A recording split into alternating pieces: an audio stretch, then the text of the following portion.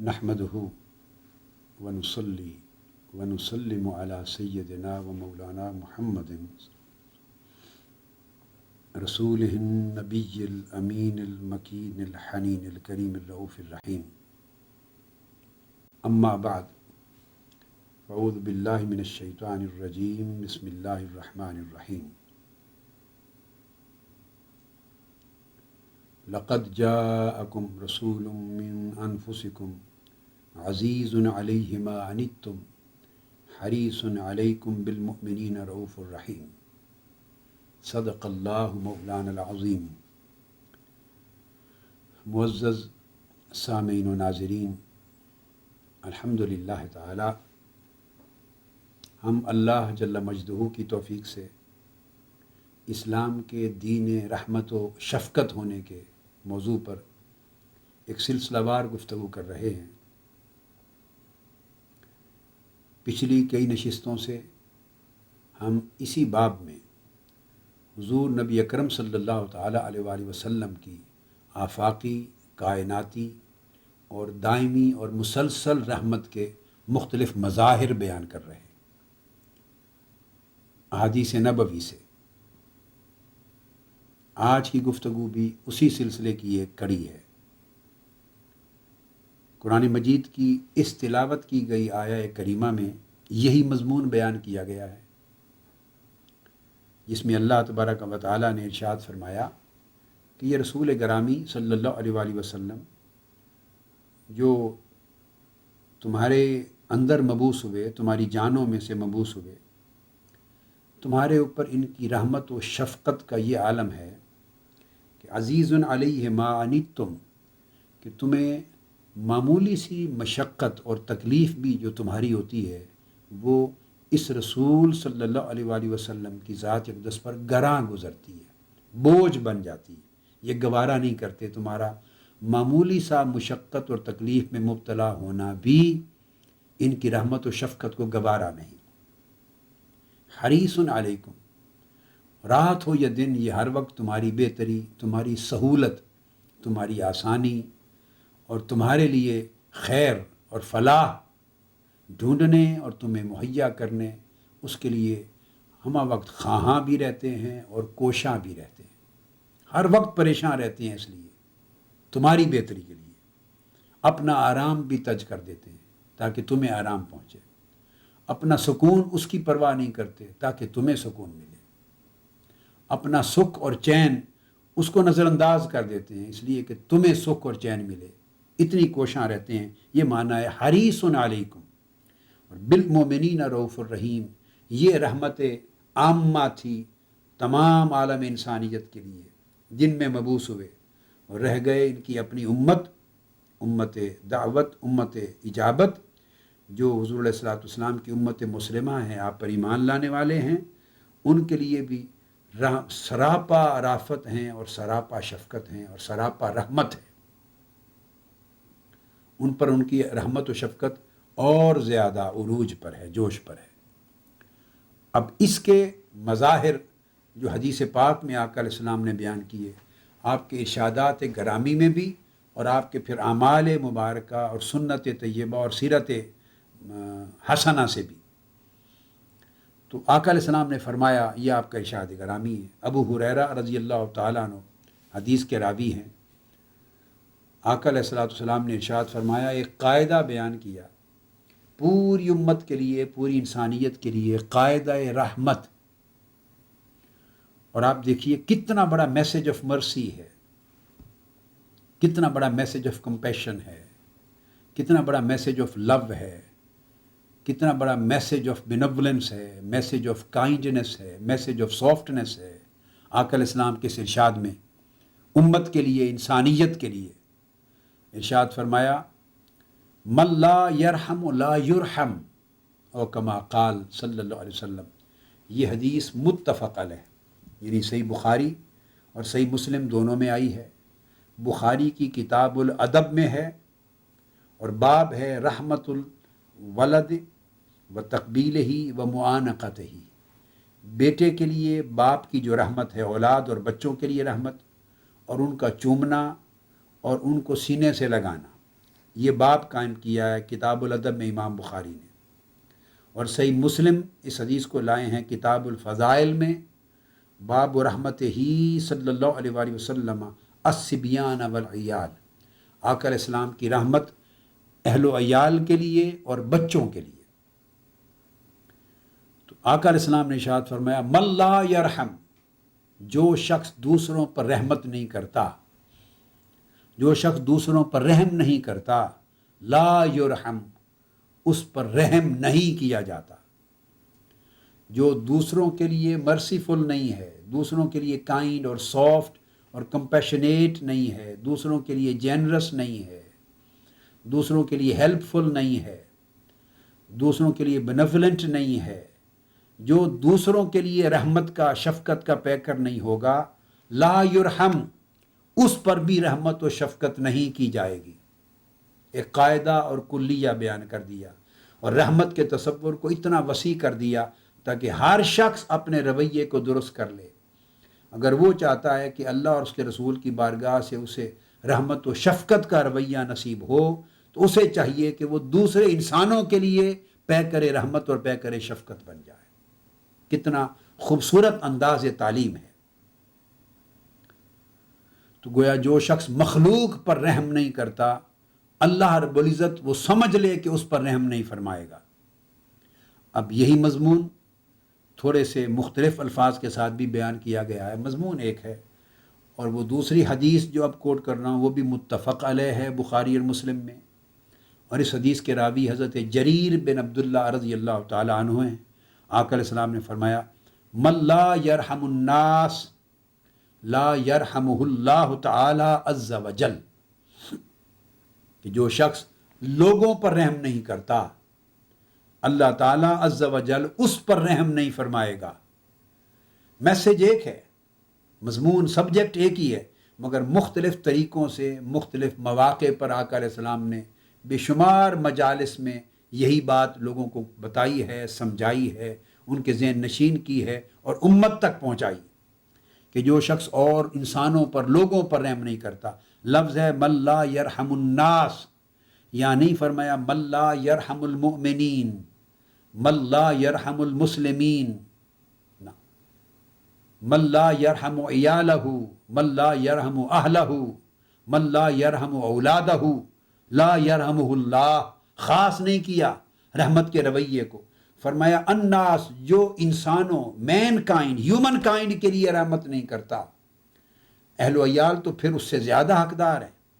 اولاد تو کہیں زیادہ حقدار ہے، خونی رشتہ دار پھر اس سے زیادہ کہیں حقدار ہے، چونکہ اس میں پھر سبب بڑھتے چلے جاتے ہیں نا۔ انسان ہونا ایک سبب تھا رحمت و شفقت کرنے کا، رشتہ دار ہونا پھر اور ایک اضافی سبب بن گیا، پھر اولاد اور اہل و عیال ہونا اور سبب بن گیا، پھر غریب اور محتاج ہیں تو اور سبب بڑھ گیا، تو سبب پر سبب کا اضافہ ہوتا چلا جائے تو استحقاق کی رحمت بڑھتا چلا جاتا ہے۔ مگر جس عمومی رحمت کی وسعت کا بیان کیا گیا وہ پوری ہیومن کائنڈ کے لیے، خواہ وہ مسلمان ہیں یا کافر ہیں، مسلم ہیں غیر مسلم ہیں، نیک ہیں بد ہیں، واقف ہیں یا نا واقف ہیں، فرمایا کہ جو شخص ایٹ لارج ان جنرل نسل بنی آدم، ہیومن کائنڈ کے لیے، انسانیت کے لیے جو شخص پیکر رحمت اور پیکر شفقت نہیں ہے، اس کا اخلاق، اس کا کنڈکٹ، اس کا بیہیویئر رحمت پر مبنی نہیں ہے، وہ جان لے کہ اللہ تعالیٰ کا رویہ اس کے ساتھ رحمت و شفقت پر مبنی نہیں ہوگا۔ کیا ہوگا؟ ممکن ہے اللہ تعالیٰ اس کے ساتھ عدل کا معاملہ کر لے۔ اللہ رب العزت کے معاملے دو طرح کے ہیں بندوں کے ساتھ، اب میں اس کے کنسیپٹ کو اور ایلیبوریٹ کرتا ہوں۔ دو طرح کے معاملے ہیں، وہ چاہے تو عدل کا معاملہ کرے اپنے بندوں سے، اور عدل سے نیچے تو وہ جاتا نہیں۔ رحمت کے 3 لیولز ہو سکتے ہیں۔ اگر کوئی شخص کسی کے ساتھ معاملہ کرے تو یا وہ ظلم کا معاملہ ہوگا، خلاف عدل کرے گا، اس کا حق بھی اگر اس کو نہیں دے گا تو ظلم ہوگا۔ دوسرا معاملہ یہ ہو سکتا ہے کہ عدل کا معاملہ کرے، جو اس کا حق ہے اس قدر دے اور اس کے حق سے زائد نہ دے، کم بھی نہ دے زیادہ بھی نہ دے، یہ عدل کا معاملہ ہے۔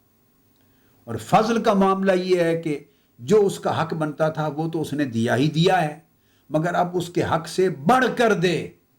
حق سے بڑھ کر دے جس کا استحقاق نہ تھا، اس کو فضل کہتے ہیں۔ تو ظلم کا معاملہ انسان کرتے ہیں، اور ہم میں سے تو بیشتر لوگ اور لوگوں کے ساتھ اکثر اوقات معاملہ ظلم کا ہی کرتے ہیں، لوٹ مار کرتے ہیں، حق چھینتے ہیں، حق غصب کرتے ہیں، کسی کا حق کھاتے ہیں، حقدار کو اس کا حق نہیں دیتے، دینے میں ڈیلے کرتے ہیں یا دینے میں تنگ کرتے ہیں، یا تھوڑا دیتے ہیں پورا نہیں دیتے، نظر انداز کر لیتے ہیں، ریئلائز ہی نہیں کرتے، پریشان کرتے ہیں لوگوں کی۔ الغرض ہزار طریقے ہیں ہماری زندگی میں دوسروں پر ظلم کرنے کے، ہماری پوری زندگی اللہ معاف کر دے، اور ہماری سوسائٹی کی زندگی اجتماعی طور پہ بری پڑی ہے اس سے۔ بدقسمتی، یہ تو ایک معاملہ ظلم ہے، اس کی تو گنجائش ہی نہیں اللہ رب العزت کی بارگاہ میں۔ اللہ کے ہاں تو اس کی گنجائش ہی نہیں۔ اس نے فرمایا کہ اللہ رب العزت بندوں پر ایک رتی برابر بھی ظلم نہیں کرتا۔ قرآن مجید میں جا بجا اس کا اعلان کیا گیا، مثقال ذرہ، ایک ذرے کے برابر بھی اللہ انسانوں کے ساتھ ظلم نہیں کرے گا۔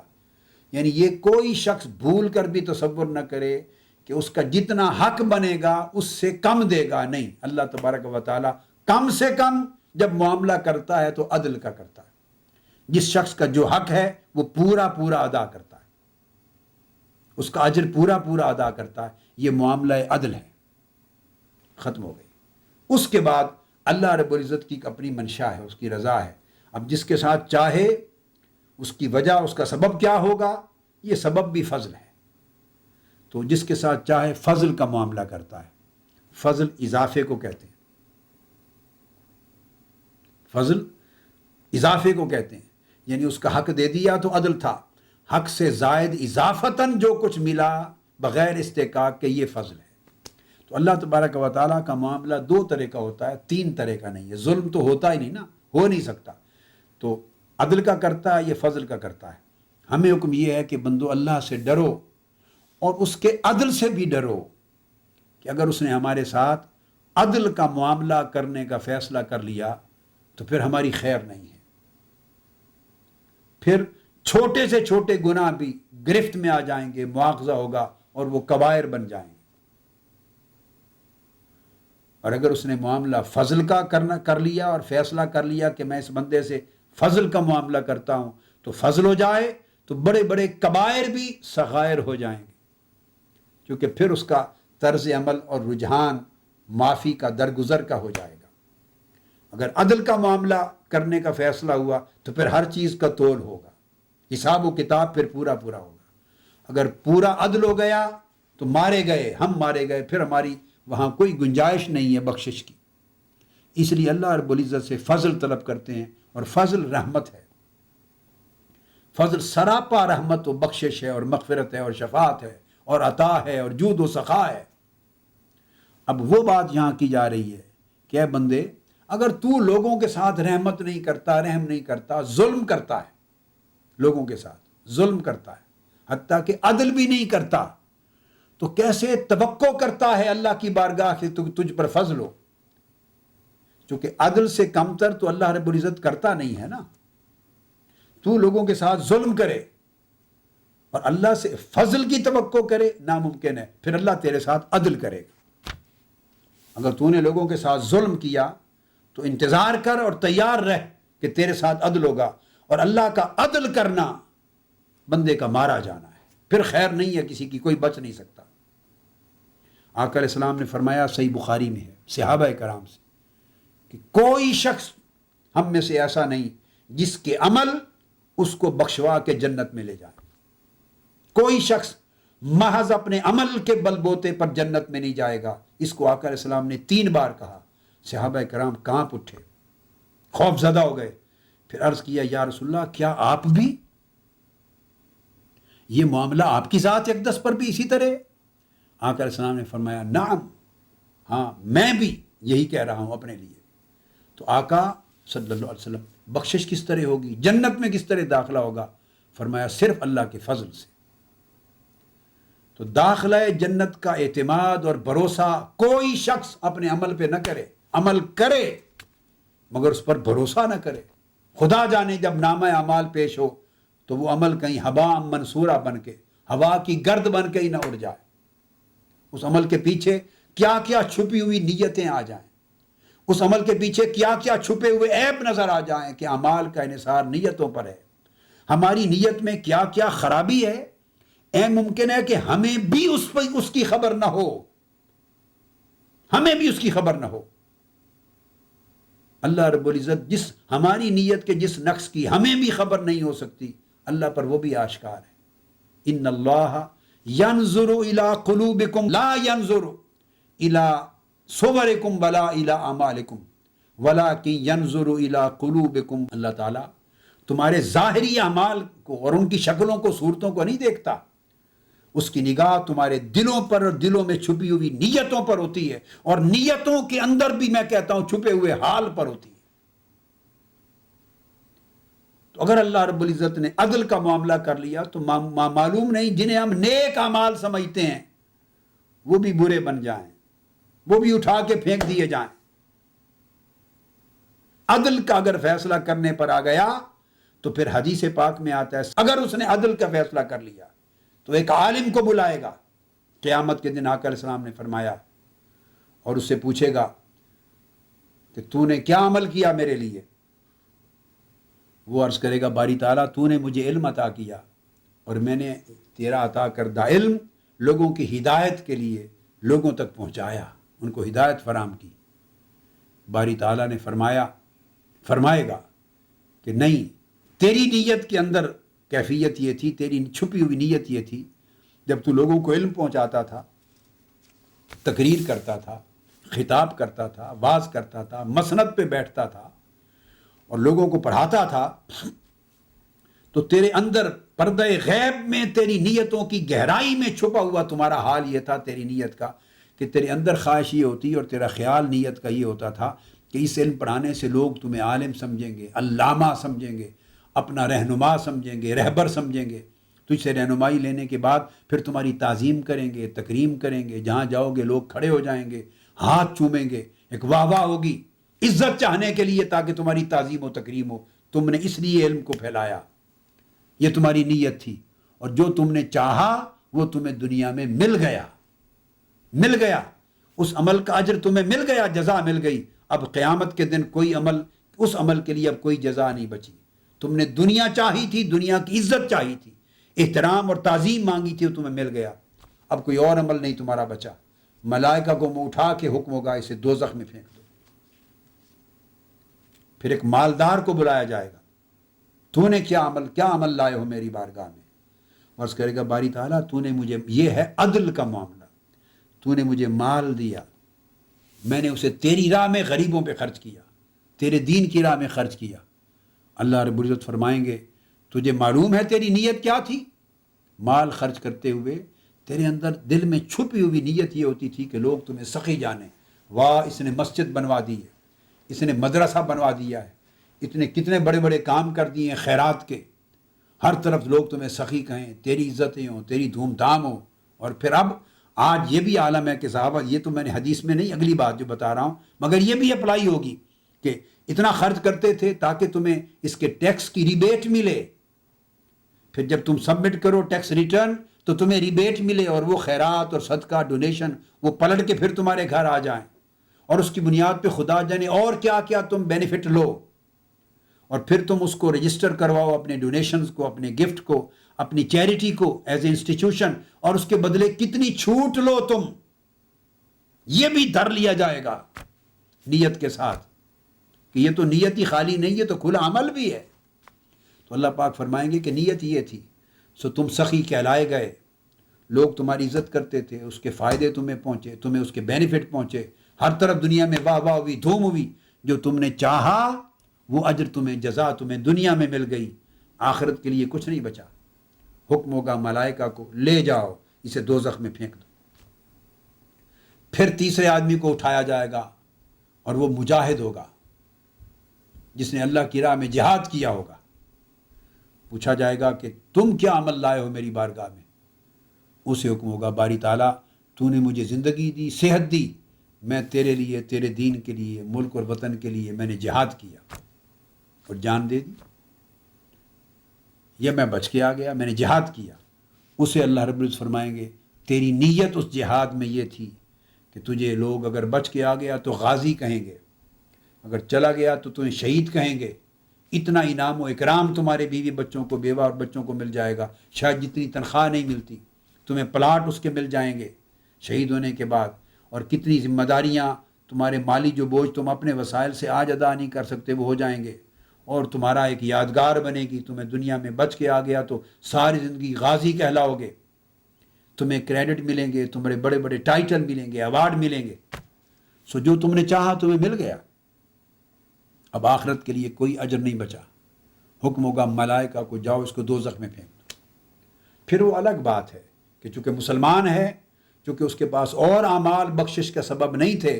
تو جو دیگر گناہ تھے زیادہ ان کے بعد دوزخ میں جائے گا۔ پھر بالآخر من قال لا الہ الا اللہ دخل الجنہ، جس نے صدق کے دل سے کلمہ پڑھا، حضور کا امتی ہو گیا صلی اللہ علیہ وسلم، بالآخر وہ جنت میں جائے گا، خواہ دوزخ کا عذاب بھگت کے ہی کیوں نہ جائے، وہ ایک الگ چیپٹر ہے۔ عرض کرنا مقصود یہ تھا کہ وہ اعمال جنہیں ہم اپنے لیے بہت بڑا سرمایہ آخرت سمجھتے پھرتے ہیں، علم دین کی اشاعت ہے، خیرات کے کام ہیں، جہاد جیسے کام ہیں، ہمارے لیے بڑے گھمنڈ کے باعث معاذ اللہ بڑے بڑے اونچے ڈھیر ہیں اعمال صالحہ کے، ان پر بھی تکیہ نہیں کر سکتے کہ جب اللہ کے حضور پیش ہوں گے تو بہت نیا خانوں میں چھپی ہوئی نیتیں بھی اس کے سامنے عیاں ہوں گی، اور شاید کوئی عمل بھی ٹک نہ سکے۔ لہٰذا ڈرنا چاہیے کہ وہ ذات حق ہمارے ساتھ عدل کا معاملہ نہ کرے، وہ جو کھرا کھرا ناپ تول ہے وہ نہ کرے، بلکہ ہمارے ساتھ معاملہ فضل کا کرے۔ اب وہ بات کہی جا رہی ہے کہ اے اللہ کے بندو، سوچو، نہ تو زندگی میں تم لوگوں سے عدل ہی کرتے ہو، جو ان کا حق ہے وہ بھی نہیں دیتے۔ ایک حاکم ہے،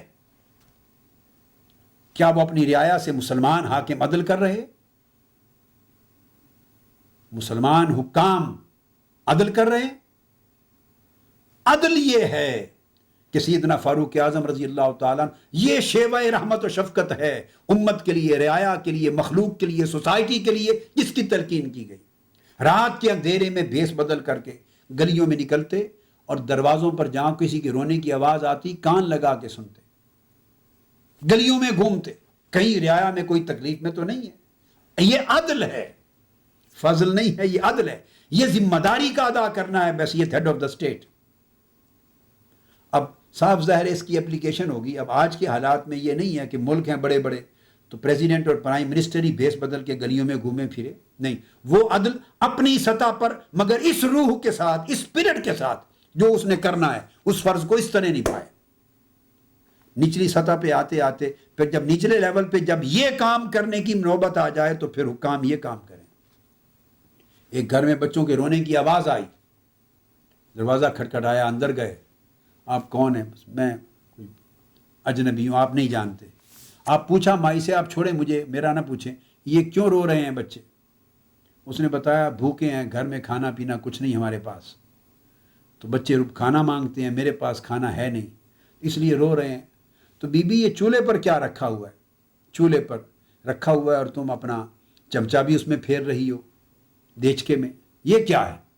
تو بتایا کہ اے اجنبی، یہ پانی ہے اور کچھ نہیں، تو آگ جلا کے اس لیے اس کو میں چولہے پر رکھ کے بیٹھی ہوں کہ بچے شاید اس امید پر رہیں کہ ہماری ماں پکا رہی ہے، کھانا بھی پک جائے گا، ہمیں مل جائے گا، اسی امید پہ وہ رونے میں ذرا تخفیف کر لیں گے، چپ ہو جائیں گے، اور روتے روتے پھر چپ ہوتے ہوتے بالآخر نیند آ جائے گی۔ جب نیند آ جائے گی اتار کے رکھ دوں گی، یہ تو پانی ہے۔ آپ نے یہ بات سنی تو پوچھا کہ تم نے یہ بات امیر المومنین تک، عمر تک نہیں پہنچائی کہ ہمارے گھر کھانے کا نہیں؟ اس نے جواب دیا میں کیوں پہنچاؤں، یہ اس کی ذمہ داری نہیں کہ خود خبر لے، اس کی ذمہ داری امیر المومنین کی خبر لے، میں کیوں پہنچاؤں؟ فرمایا اچھا رکیں۔ تیزی سے واپس گئے، بیت المال میں گئے، خزانے میں گئے، آٹے کی بوری لی، گھر کا دیگر سامان لیا، سودا سوتر لیا، کھانے پکانے کی اشیاء لی، کھجوریں لی، جو کچھ تھا ان کے لے کے سامان سارے، ان کے بوجھ اپنے ساتھ، خادم کو کہا کہ میرے کندھے پہ رکھو۔ ساتھ والے صحابی نے کہا نہیں حضرت امیر المومنین ہم اٹھا کے لے جاتے ہیں۔ فرمایا نہیں، قیامت کے دن یہ بوجھ آج تم اٹھاؤ گے تو قیامت کے دن میرا بوجھ کون اٹھائے گا؟ میں خود اٹھا کے لے جاتا ہوں۔ اپنے کندھوں پر سارا سامان اٹھا کے لے آئے، اسے باہر کھڑا کر دیا، دروازے کے اندر چلے گئے لوک کر کے، جا کے بی بی کو دیا، بیٹھ گئے، خود پکایا، پکا کے سارا کچھ تیار کیا، پھر بچوں کو کھلایا، بی بی کو رکھ دیا آپ بھی کھائیں، بچوں کو کھلایا، بچے خوش ہو گئے، مسکرا پڑے، پیٹ بھر کے کھا لیا اور سو گئے۔ اس کے بعد آنے لگے تو بی بی کو کہا کہ بی بی اب تو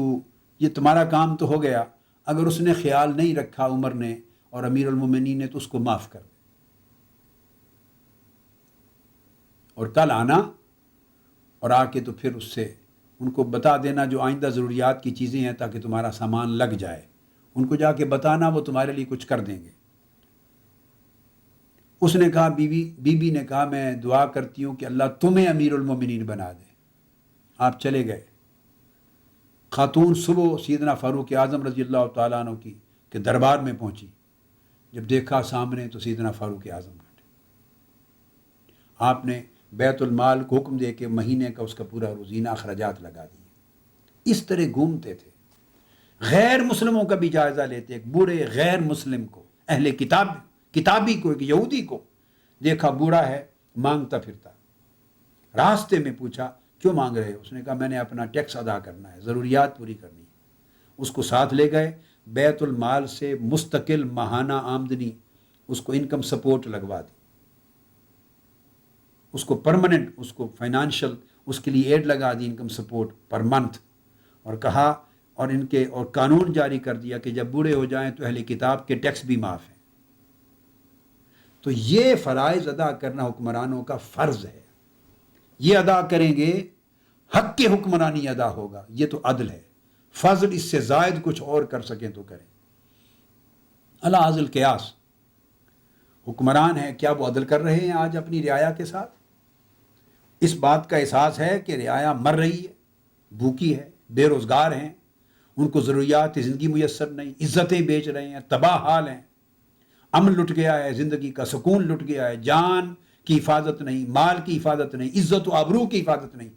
کس طرح فریضہ ادا کیا جا رہا ہے؟ اور حق اور عدل یہ ہے کہ اگر ادا نہ کر سکیں تو چھوڑ دیں۔ اور اس کے برعکس ہم کیا کرتے ہیں؟ ہر شخص اپنی دنیا بنانے، اپنا مال بنانے، تجوریاں بڑھنے، بینک بیلنس بنانے، جائیدادیں بنانے، ہم لوٹ مار پہ لگے رہتے ہیں۔ اور یہ معاملہ ٹاپ ٹو باٹم ہے، ہر سطح پر، یہ آخری سطح، نچلی سطح، ایک دفتر میں بیٹھا ہوا جو کلرک ہے، آفیسر تو آفیسر رہا، جو کلرک ہے، تھانے دار ہے، ایک پولیس مین ہے، سپاہی، ہر شخص اپنے دوسرے بھائی کے خون سے اپنا منہ جتنا ہو سکتا ہے رنگنے پر بیٹھا ہے، اپنی تجوری بھرنی ہے، ہر ایک کی جیب کاٹنی ہے، عزت لوٹنی ہے، تنگ کرنا ہے، پریشان کرنا ہے، ہر شخص کا عمل ہے، چھوٹی سطح کا۔ یہی جب رشوت لینی ہے، کسی کا کام از خود اپنے فریضے کی ادائیگی میں انجام نہیں دینا، یہی جب اوپر ہوتا چلا جاتا ہے تو یہ عمل لوٹ مار کا، ظلم کا میگنیفائی ہوتا چلا جاتا ہے، میگنیفائی ہوتا جب ہائیسٹ لیول پہ جاتا ہے تو پھر لوٹ مار کی ایک کائنات بن چکی ہوتی ہے، کرپشن کی ایک کائنات بن چکی ہوتی ہے، ظلم کی پوری دنیا بن چکی ہوتی ہے ایک وجود میں بھی۔ نیچے آتا ہے تو ہر شخص اپنی بساط پر دوسرے پر ظلم کرتا ہے۔ تو سوال یہ ہے، والدین ہیں وہ ظلم کرتے ہیں بچوں پر کیونکہ ان کی تربیت نہیں کرنے کو تیار، یہ بھی ظلم ہے۔ بچے بڑے ہو کے بگڑ جاتے ہیں، پھر والدین روتے ہیں،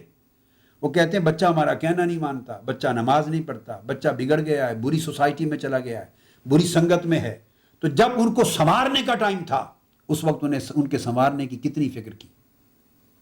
بچے کو سب کچھ دیتے ہیں ماں باپ مگر اس کو تربیت نہیں دیتے،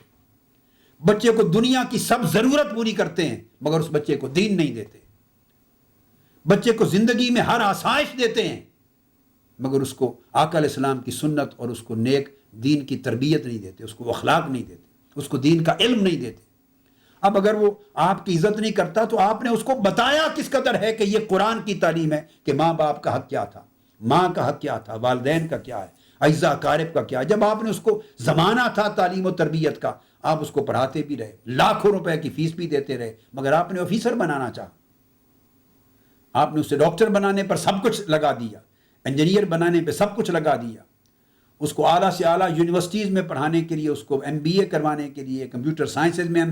MCS کروانے کے لیے، اس کو ماڈرن مینجمنٹ میں MCS کروانے کے لیے، دنیا کی جدید ترین تعلیم دلوانے کے لیے، اس کو نئے نئے سبجیکٹس کے اوپر سائنسز پڑھانے کے لیے دنیا میں باہر بھی بھیج کے جو کچھ ہو سکا کیا، مگر صرف پوری زندگی جو نہیں کیا وہ یہ کہ اس کو قرآن کی تعلیم نہیں دی۔ اسلام ایک حافظ صاحب سے جی ہم نے قرآن مجید ناظرے پڑھنا سکھایا تھا، دیٹس اٹ، اس سے فرض ادا ہو گیا۔ تو فرض ادا نہ کرنا ظلم ہے، کیونکہ آپ اس بچے کی اسلامی دینی زندگی بھی برباد کر رہے ہیں، اس سے اس کی آخرت بھی برباد کر رہے ہیں، یہ بھی ظلم ہے۔ ماں باپ کا بھی گریبان پکڑا جائے گا کہ تم نے اپنا فریضہ کہاں تک ادا کیا، یہ بھی ظلم کی شکل ہے۔ اگر کسی کی تکلیف کا ہم پڑوسی کا، اعزاء اقارب کا احساس نہیں رکھ رہے، پیسے ہیں اوروں کو دے رہے ہیں، دور خرچ کر رہے ہیں، مسجدوں پہ خرچ کر رہے ہیں، نیک نامی کما رہے ہیں، 1000 جگہوں پر خیرات کر رہے ہیں، مگر خونی رشتہ دار بھوک سے مر رہا ہے، اس کے پاس مہینے کے اخراجات نہیں ہیں،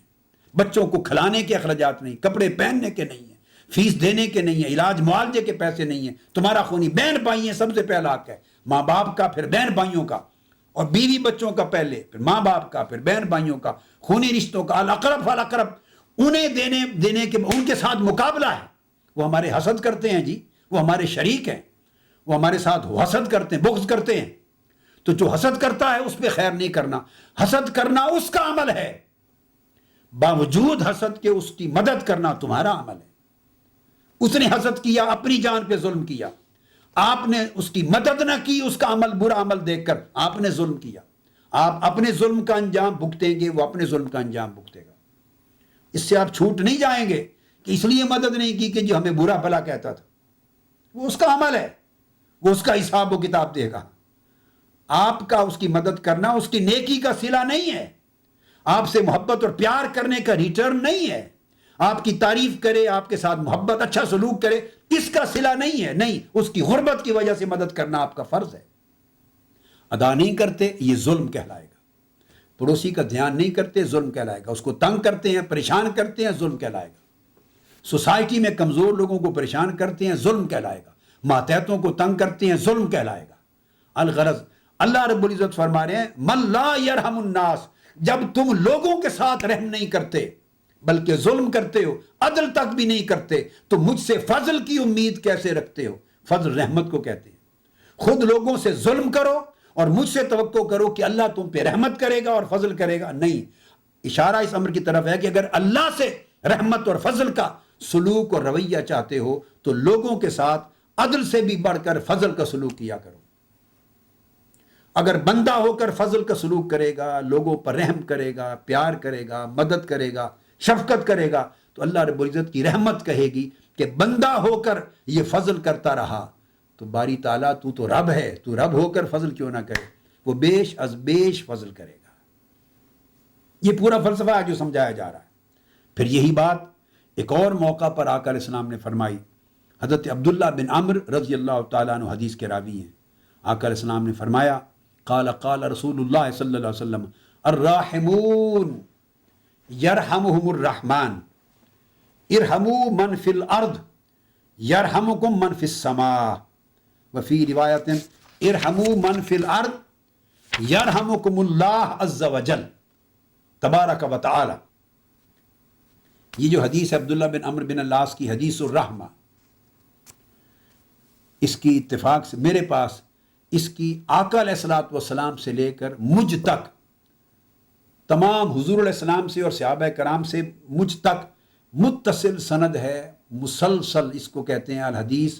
المسلسل بالرحمہ، حدیث الرحمہ المسلسل بالاولیہ، یعنی وہ حدیث جو ایک شاگرد اپنے شیخ سے زندگی میں پہلی بار براہ راست سماع کرے، اس کے شیخ نے اپنے شیخ سے پہلی بار اس حدیث کا سماع کیا ہو، اور اس نے اپنے شیخ سے زندگی میں پہلی حدیث جو سنی ہو پڑھتے ہوئے تو وہ یہ حدیث سنی ہو، تو جو آقا علیہ السلام صحابہ کرام سے لے کر اس راوی حدیث یا محدث تک تھرو آؤٹ تمام واسطوں میں اگر اس کی شان اولیت برقرار رہی سماع میں، کہ ہر اس شاگرد اپنے شیخ سے اول حدیث اس کا سماع کرتا رہا، اور یہ اولیت سماع میں تھرو آؤٹ جاری رہی بغیر انقطاع کے، غیر منقطع، کنٹینیوسلی، اس کو کہتے ہیں الحدیث المسلسل بالاولیہ۔ اور اس حدیث المسلسل بالاولیہ میں یہ حدیث سے رحمت ہے، میں تحدیث نعمت کے طور پہ عرض کر رہا ہوں، اللہ رب العزت کا شکر ہے کہ مجھے حرم کعبہ میں وہاں کے محدثین کے ذریعے حدیث الرحمہ یہ المسلسل بالاولیہ کی سماع، سند اور اجازت اولیت کے تسلسل کے ساتھ ملی آقا علیہ السلام تک، جو بہت سے مشائخ عرب و عرجم کے شیوخ اور اساتذہ محدثین پھر آگے مجھ سے لیتے ہیں اس کی اجازت۔ اور ویسے میں نے اس لیے کوٹ کیا کہ جو لوگ آج یہ خطاب سن رہے ہیں، یہ جو حدیث ہے وہ حدیث سن رہے ہیں، اب سند تو بڑی طویل ہے وہ تو میں نہیں پڑھوں گا، مگر یہ کہ حدیث وہ مجھ سے سن رہے ہیں، تو اس اعتبار سے بھی کم سے کم انہیں حدیث الرحمہ المسلسل بالاولیہ کا سماع کم سے کم نصیب ہو رہا ہے، اس فضیلت اور نعمت میں شریک ہو گئے وہ لوگ جنہوں نے آج کا درس سنا۔ تو آقا علیہ الصلوۃ والسلام نے فرمایا الراحمون یرحمہم الرحمن، رحمت کرنے والے، لوگوں پر رحمت کرنے والے، لوگوں پر شفقت کرنے والے، لوگوں کے ساتھ رحم سے پیش آنے والے، وہ لوگ کیا ہیں؟ یرحمہم الرحمن، رحمان باری تعالیٰ لفظ رحمان کے ساتھ آقا علیہ السلام نے بیان کیا، اللہ ان کے ساتھ رحمت فرمائے گا، اللہ ان پر رحم فرمائے گا، فرما کر پھر فرمایا ارحموا من فی الارض، اے لوگو جو زمین پر ہیں تم ان پر رحم کرو، یرحمکم من فی السماء، آسمان والا رب تم پر رحمت فرمائے گا، تم پہ رحم فرمائے گا۔ اب اس کے بعد ایک اور حدیث اور بڑا عجیب مضمون اپنے اندر رکھتی ہے، وہ بیان کر رہا ہوں۔ اس حدیث کو امام مسلم نے روایت کیا ہے، اس حدیث کو جو اب کوٹ کر رہا ہوں امام مسلم کی صحیح میں کتاب الفضائل، ابو موسیٰ اشعری رضی اللہ تعالیٰ عنہ حدیث کے راوی ہیں، انہوں نے کہا آقا علیہ الصلوۃ والسلام نے فرمایا ان اللہ عز وجل اذا اراد رحمت امت من عبادہ قبض نبیہا قبلہا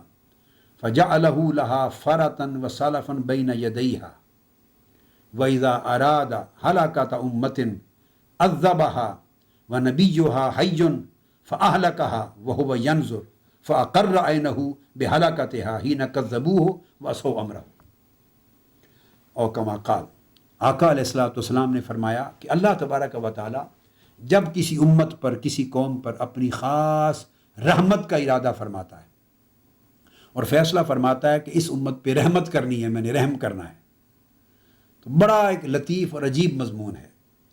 تو اگر کسی امت اور کسی طبقے یا قوم کے ساتھ رحمت کا خاص ارادہ فرما لے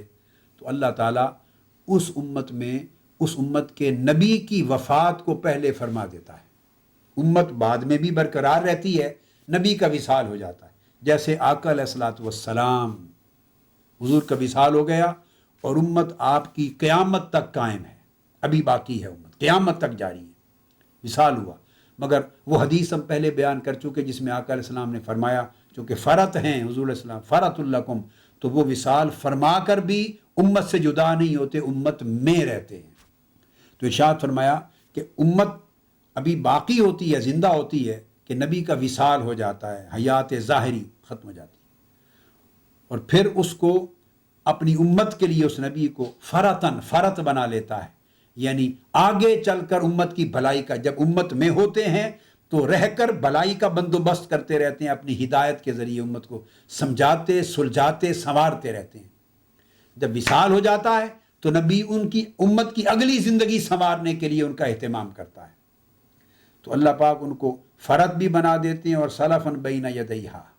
تو وہ ان کے سامنے ان کا انتظام کرنے والے، ان کی شفاعت کرنے والے، ان کے لیے ذخیرہ بخشش و مغفرت کا جمع کرنے والے بن جاتے ہیں وہ نبی۔ اور اگر اللہ تعالیٰ ارادہ کر لے کسی امت اور کسی طبقے کو ہلاک کرنے کا، کہ عذاب دینا، اس کو ہلاک کرنے کا ارادہ اس کے برعکس کر لے، تو اللہ تبارک و تعالیٰ اس نبی کی حیات ظاہری میں ہی اس امت پہ عذاب نازل کر دیتے، جیسے پہلے انبیاء کی امتوں کو ہوا۔ نبی حیات تھے